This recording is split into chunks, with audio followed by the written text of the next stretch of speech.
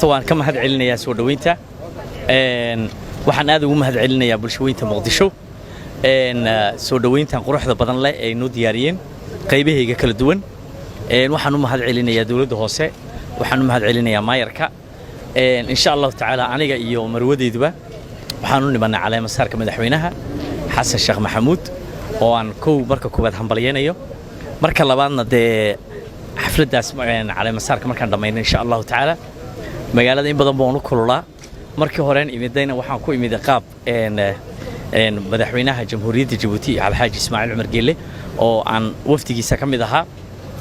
aniga iyo fanaaniin kale iga waaweyn waliba oo xasanaada kamid yahay oo cigaal kamid yahay markaan jaanis umaan helin inaan magaalada waqti fiican ku qaato laakiin maanta insha Allah taala waa xogaa sidii hore waa ka fududahay marka waxa laga yaabaa in waqti fiican ku qaato inaan ilaa ciidda joogo xataa waa laga yaabaa magaalada Muqdisho aad baan u jeclahay waa magaaladeedii midda xigtana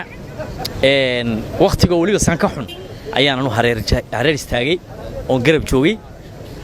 waligeena eri qaltan xataa meel lagu dhahay xataa ma istaagin Muqdisho waa magaaladeedii dhammaan ummadda Soomaaliyeedna waa dadkaygii waanan jeclahay runtii inaan waqti fiican la qaataan in badan ma jeclaa marwadu waxay oranaysaa anun baa oranaya Soomaa ayada Soomaaliga iskuma fiicna ana u hadlaysaa ma hadlaysaa shacabka Soomaalida suuga aadiyan hadal baa laga rabaa marka dhataay saas iyo yan ku soo xidhay hadalkayga waanan idinka mahad celinayaa runtii Muqdisho qasab ayada anyway anytime wala sameynaya ayada hadda samee hadda dhahdii ma sameynaa ma igu cusub ayada waa dadaalay laakiin waa dadaalay takri صح بسم الله dadka soo dhaweeyay aad baan ugu mahad celinayaa anoo kala saaraynin saw aad buu kala saaray anu laakiin dhamaantood waxa leeyahay waad mahadsantihiin madaxweynahana waxa leeyahay hambalyo sanadkan sanado fara badan farxad baa lagu dhamaysan doonaa madaxweynihii qasalka anaguna qasal baan ku dhamaysan doonaa 4 sano insha Allah aad baan salaamaya ما شاء الله كالي waxaad la cabdinaanto kadib agaasmaan soo xiray كالي سوسك ariiqa maskaan awsh waxa hadlayo Rahmaan Rahiim marka hore waan idin salaamaya dhamaantiin shacab weynaha Soomaaliyeed ee quruxda badan ee maanta wax ka soo dhaweeyay walaalkii Cawaale Aadan oo ah fanaan weyn iyo marwadiisa isxiis boqoradiisa waxaan leeyahay marka koobaad magaaladii Muqdisho caasimadda ummadda Soomaaliyeed marka koobaad ku soo dhawaada magaaladan waa magaalo aad u fiican